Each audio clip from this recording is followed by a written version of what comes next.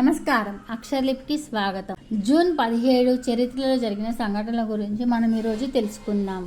ఇది పోటీ పరీక్షలకు అలాగే తెలుసుకోవాలనే ఆసక్తి ఉన్నవారికి ఉపయోగపడుతుందని మా ఆకాంక్ష. అందువల్లే మేము చరిత్రలో జరిగిన విషయాల గురించి తెలియజేస్తున్నాము. ఆదరిస్తారని ఆశిస్తూ ఇక విషయంలోకి వెళ్ళిపోదాం. జూన్ 17, 1832లో బ్రిటిష్ భౌతిక మరియు రసాయన శాస్త్రవేత్త విలియం క్రూక్ జననం.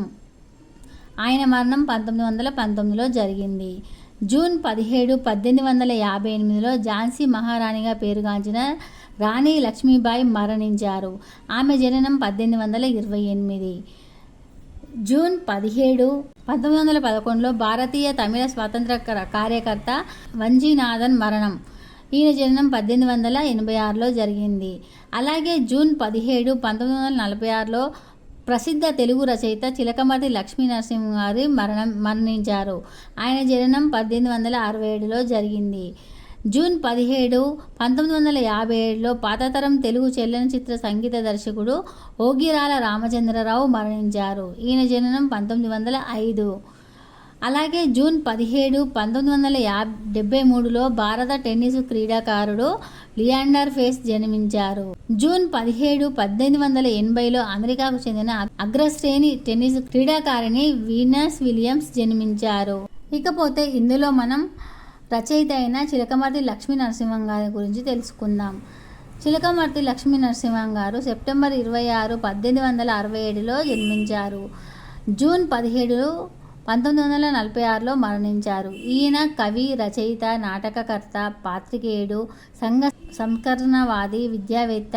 19వ శతాబ్దపు చివర 20వ శతాబ్దం ఆరంభ కాలంలో తెలుగు సాహిత్య అభివృద్ధికి, తెలుగునాట ఆధునిక భావాల వికాసానికి పట్టుకొమ్మలైన వారిలో చిలకమర్తి ఒకడు. మహాకవి, కళాప్రపూర్ణ ఈయన బిరుదులు. 22 ఏళ్ల వయసులో ఆయన రచించిన గయోపాఖ్యానం అనే నాటకం ప్రతులు 1,00,000కి పైబడి అమ్ముడుపోవడం అనేది తెలుగు సాహిత్య చరిత్రలో అరుదైన విషయం. ఈయన జననం లక్ష్మీ నరసింహం 1967 సెప్టెంబర్ 26న పశ్చిమ గోదావరి జిల్లా పెరువలి మండలంలోని కండపల్లి గ్రామంలో ఒక బ్రాహ్మణ కుటుంబంలో వెంకయ్య రత్నమ్మ దంపతులకు జన్మించారు. విద్య. ఆయన ప్రాథమిక విద్య వీరవాసరం, నరసాపురం పట్టణాలలో సాగింది. 1889లో రాజమండ్రి హైస్కూల్లో పట్టం చేత పట్టుకున్నాడు. 1889లో రాజమండ్రి ఆర్య పాఠశాలలో తెలుగు ఉపాధ్యాయునిగా చేరారు. తర్వాత ఇన్నీసుపేట స్కూల్లోను, మున్సిపల్ హైస్కూల్లోనూ విద్యాబోధన సాగించారు. తర్వాత 1 సంవత్సరం సరస్వతి పత్రిక సంపాదకునిగా పనిచేశారు. ఆపై ఉద్యోగం విరమించి 1899లో హిందూ లోయర్ సెకండరీ స్కూల్ స్థాపించి 9 సంవత్సరాలు నడిపాడు. ఆ తర్వాత ఈ పాఠశాల వీరేశలింగం ఉన్నత పాఠశాలగా మార్చబడింది. 30 ఏట నుండి రేచికడి వ్యాధికి గురైన ఆయన శ్రమించి తన కంటి చూపుకున్న అవరోధాన్ని అతిక్రమించి రచనలు కొనసాగించాడు. ఆయన రచనలు 10 సంపుటాలుగా ప్రచురించబడ్డాయి. 1943లో ఆంధ్ర విశ్వవిద్యాలయం ఆయనను కళాప్రపూర్ణ పురస్కారంతో సత్కరించింది. 1946 జూన్ 17న లక్ష్మీ నరసింహం మరణించారు. రచనా పరంపర. పాఠశాలలో ఉన్నప్పుడే పద్యాలు వ్రాయడం ప్రారంభించిన లక్ష్మీ నరసింహం ఎన్నో రచనలు చేశాడు. కీచక వధ ఆయన మొదటి నాటకం. తర్వాత ద్రౌపదీ పరిణయం, గయోపాఖ్యానం, శ్రీరామజననం, సీతా కళ్యాణం, పారిజాతాపహరణం వంటి నాటికలు రచించారు.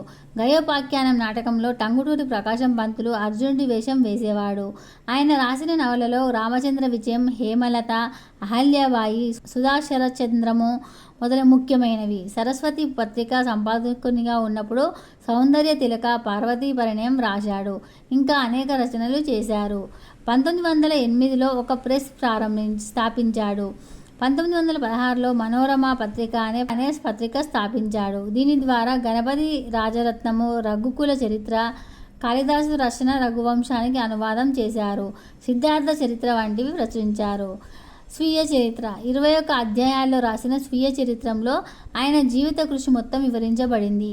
బాల్యం, నర్సాపురంలో చదువు, రాజమండ్రిలో విద్యాభ్యాసం, ఉద్యోగం, గ్రంథం రచన, నాటక సమాజం, వివాహం, మండల సభల్లో పాల్గొనడం, రామమోహన పాఠశాల ఏర్పాటు, నిర్వహణ, ఉన్నత పాఠశాల ప్రారంభం, కుటుంబ సమస్యలు, కష్టాలు, టంగుటూరి ప్రకాశం, ఇంగ్లాండ్ యాత్ర, హితకారిణి సమాజ స్థాపన, అచ్చు యంత్రాన్ని నెలకొల్పడం, భారత జాతీయ కాంగ్రెస్ సభకు హాజరవడం, పత్రికా సంపాదకత్వం, నిర్వహణ ఇవన్నీ సవివరంగా ఆయన ఆత్మకథలో రాశారు.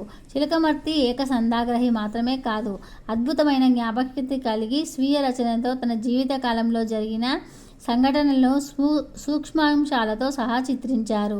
చారిత్రక సంఘటనలు సమదుఖంతోనూ వ్యక్తుల గురించి రాస్తున్నప్పుడు రాగద్వేషాలకు అతీతంగా స్పష్టంగా క్లుప్తంగా రాశారు. నైమితకాల గురించి రాస్తున్న వాటిని ఒక అంతర్దృష్టితో పరికించాడు. సంస్కరణ కార్యక్రమాలు. లక్ష్మీ నరసింహం మొదటి తరం సంఘ సంస్కర్త. 1909లో సామాజికంగా వెనుకబడిన వర్గాల కోసం ఒక పాఠశాల, రామమోహన పాఠశాల స్థాపించారు. నిమ్న జాతుల వారి గురించి ప్రత్యేకంగా ఒక పాఠశాలను స్థాపించిన ఘనత ఆంధ్రదేశంలో చిలకమర్తి వారికి దక్కుతుంది.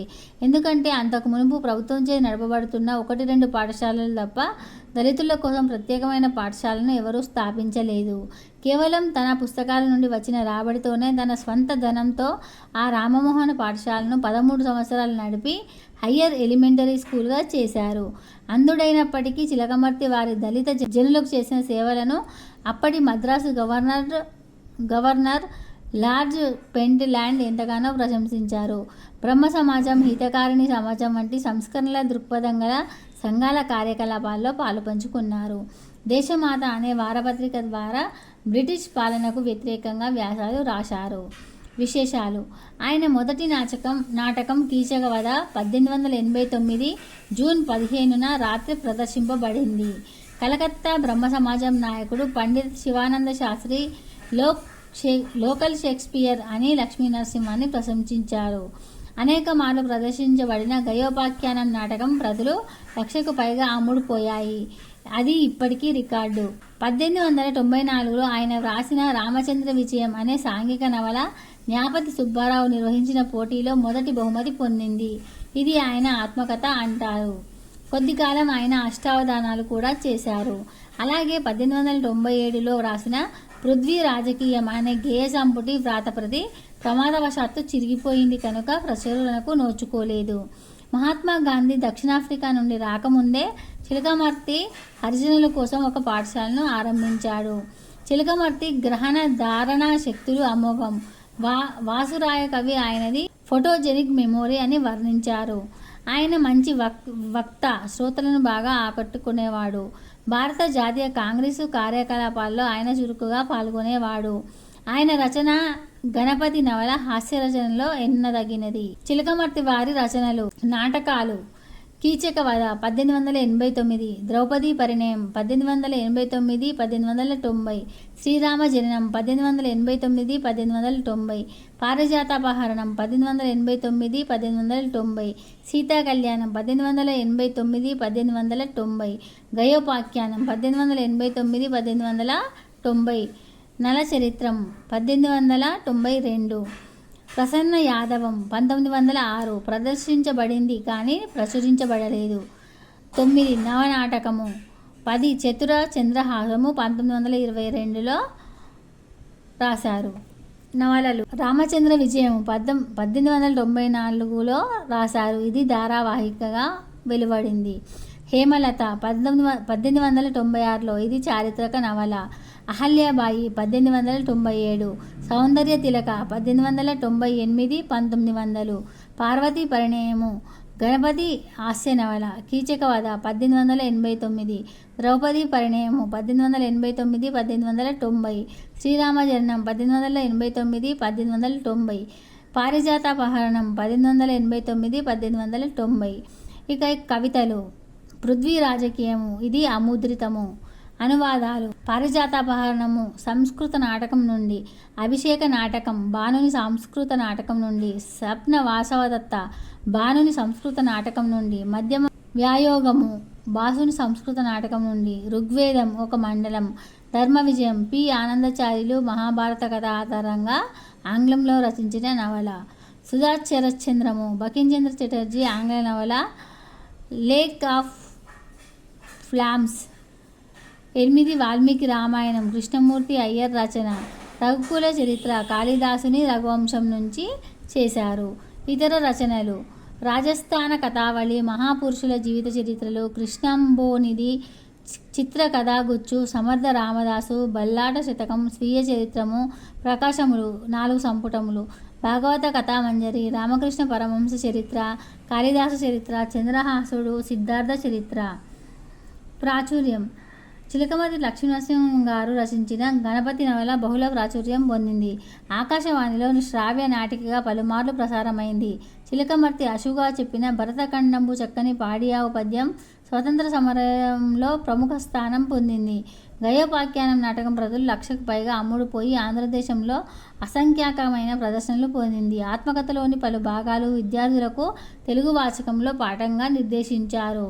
రచనల నుండి ఉదాహరణలు. బ్రిటిష్ పాలన నిరసిస్తూ చిలకమర్తి లక్ష్మీనరసింహం రచించిన ప్రసిద్ధమైన పద్యం. ఈ పద్యం చెన్నాప్రగడ భానుమూర్తి 1905లో రాశాడని కొందరి వాదన. ఈ వాదన సహేతుకంగా లేదని ప్రతివాదన. భరతఖండంబు చక్కని పాడియావు, హిందువులు లేగదూడలై ఏడ్చుచుండ, తెలుగు వారను గడుసరి గొల్లవారు పితుకుచున్నారు మూతులు బిగియట్టి అనే ఈ పద్యాన్ని చిలకమర్తి రాశారు అని ఒక వాదన ఉన్నది. గయోపాఖ్యంలో కృష్ణార్జున మధ్య పోరును ఆపడానికి సుభద్ర మగని దగ్గరకు అన్న దగ్గరకు వెళ్ళినప్పుడు వారు ఆమెకు చెప్పిన విధం ఎంతైనా ఆడవారికి పుట్టింటిపైనే అభిమానం ఉంటుందంటూ అర్జునుడిలా అన్నాడు. మగో మీదను పతికింత మక్కువైనా, మగో మీదను పతికింత మమతయున్న, పుట్టినింటికి కడుగూర్చు పడతి ఎప్పుడు. పుట్టింటి సొమ్ములని తీసుకున్న ఆడవారు మెట్టింటి వైపే మాట్లాడతారంటూ కృష్ణుడు పలికిన విధము. సారసీరలు నగలను చాలగొనుచు పుట్టినిండ్ల గుల్లలు చేసిపోయి సతులు, తుదకు మగని పక్షము చేరి ఎరుగుదురు మగనిపై కూర్మి అధికము మగువకిప్పుడు. చతుర చంద్రహాస నాటకంలో పాండవులను వారణావతానికి పంపమని దుర్యోధనుడు పట్టుబట్టినప్పుడు ధృతరాష్ట్రుపడిన ఆవేదన.